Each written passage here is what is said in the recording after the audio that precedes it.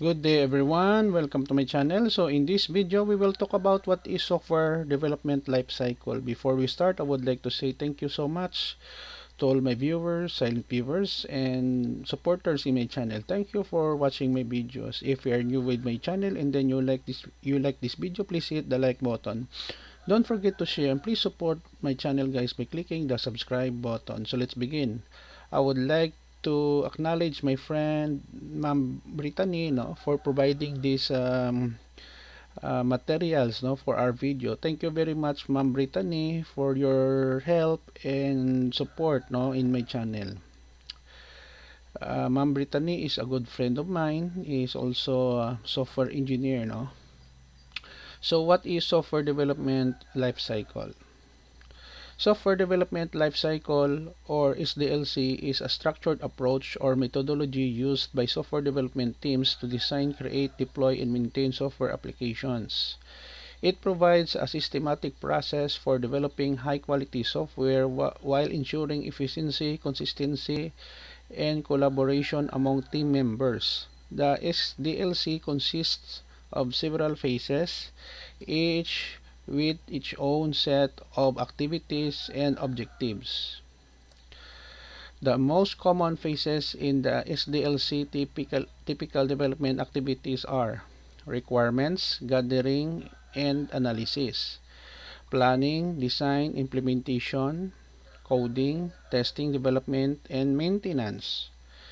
In this initial phase, the development team requirements gathering and analysis. In this initial phase, the development team collaborates with stakeholders, clients, and end users to gather and understand their requirements.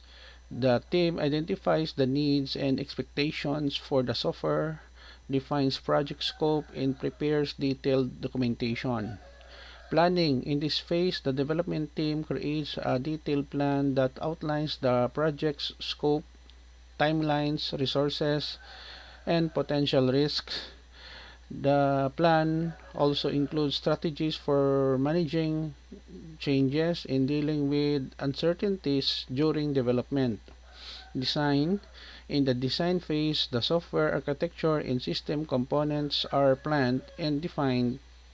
This includes creating data structures, algorithms, database schemas, and the overall user interface design.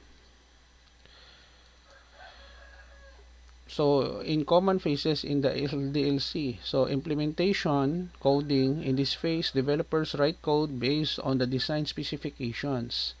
It involves translating the design into actual software using programming languages and development tools. We have testing. Once the implementation is complete, the software goes to various testing stages. Testing is done to identify and rectify any defects or bugs in the software. It ensures that the software meets the specified requirements and functions correctly.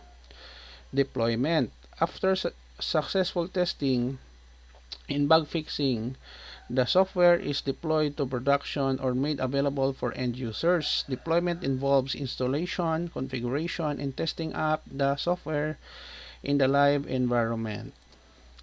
Software development complexities. The complexity of software results from the variety of development software products, the variety of used methods and tools, the variety of used basic software and hardware, the different development teams, the specific organizational structures, the time orientation of individual documents, how the customer explained it, how the project leader understands it, how the programmer wrote it, how the business consultant described it, how the project leader understood it, how the designer designed it.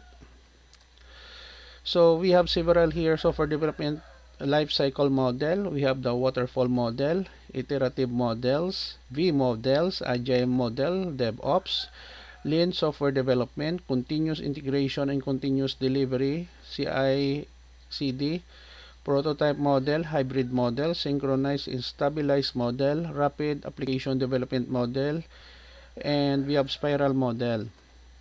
So Waterfall Model, 1970s. Waterfall Model in 1970s The waterfall model is one of the earliest SDLC methodologies. It follows a linear and sequential approach to software development, with each phase requirements, design, implementation, testing, deployment, and maintenance flowing downward like a waterfall. Once a phase is completed, the development moves to the next phase and there is no turning back. Next, we have here iterative models, 1980s. Iterative models, 1980s. In response to the limitations of the waterfall model, iterative methodologies emerged. These models allowed for cycles of development where feedback from one iteration informed the subsequent iterations. This approach improved adaptability and allowed for more flexibility in requirements. And then we have also here V models, 1980s. The V model is an extension of the waterfall model where each development stage is associated with a corresponding testing phase. The name comes from the V-shaped form by the mapping of development and testing phases. This model emphasizes the importance of testing throughout the development process. Agile models, 2000s. Agile Manifesto, year 2000. The Agile Manifesto was a significant milestone in software development. It promoted a set of values and principles that emphasize individuals and interactions, working software, customer collaboration, and responding to change over the following rigid processes and documentation. Agile methodologies such as Scrum and Kanban became widely adopted for their flexibility and interactive approach. Next, we have here DevOps Models, 1980s. DevOps, or 2000 rather, is a cultural shift in software development that aims to integrate development and operation teams more closely. It emphasizes collaboration, automation, continuous integration, and continuous delivery to improve the software development and deployment processes. So Lean Software Development 2000. So Lean Software Development is inspired by lean manufacturing principles. It focuses on reducing waste, optimizing resources, and delivering value to customers efficiently. This approach emphasizes interactive and incremental development, just-in-time production, and continuous improvement. We have also here continuous integration and continuous delivery.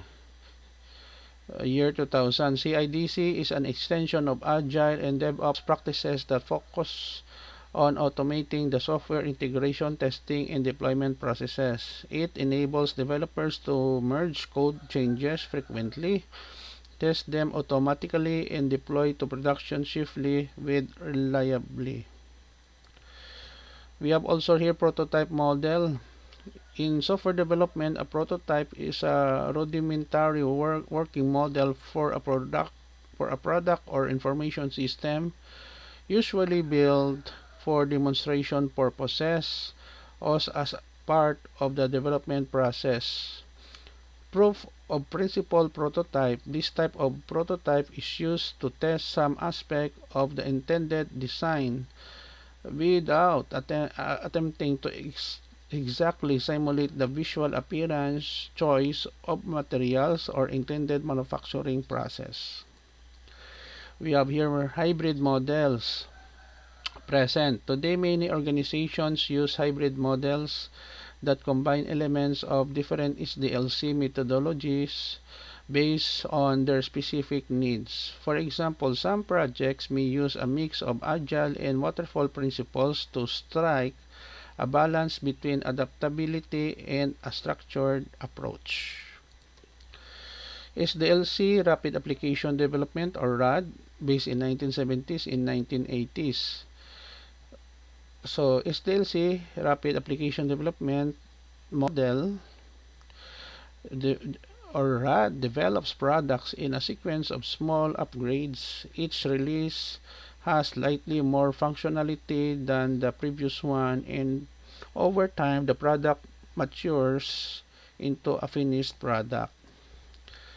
SDLC Spiral Model 1986. The SDLC Spiral Model, this model of development combines the features of the prototyping model and the waterfall model. The spiral model is favored for large, expensive, and complicated projects. Primary focus of SDLC, or software development lifecycle, the structure imposed by all of the SDLC studied is specifically designed to maximize the probability of a successful software development effort. We have scope restriction, progressive enhancement, predefined structure, incremental planning. These above four concepts combine to mitigate the most common risk associated with software development efforts in combination of effective complexity management to achieve the goal of SDLC. Conclusion: the software development lifecycle, or SDLC, is a structured and systematic approach to software development that aims to deliver high-quality software products efficiently and effectively. SDLC is essential for successful software development as it establishes a systematic framework that enables teams to deliver high-quality software on time and within budget, while meeting customer expectations. It serves as a foundation for a well-organized, controlled, and transparent development process. Software development lifecycle is an essential in software development as it provides a systematic approach, reduces risks, ensures quality, fosters collaboration, and results in efficient, scalable, and maintainable software products. Following SDLC best practices significantly improves the chances of delivering successful software projects that met client requirements and user expectations. Okay guys, so thank you very much for watching this tutorial video. We have here the references.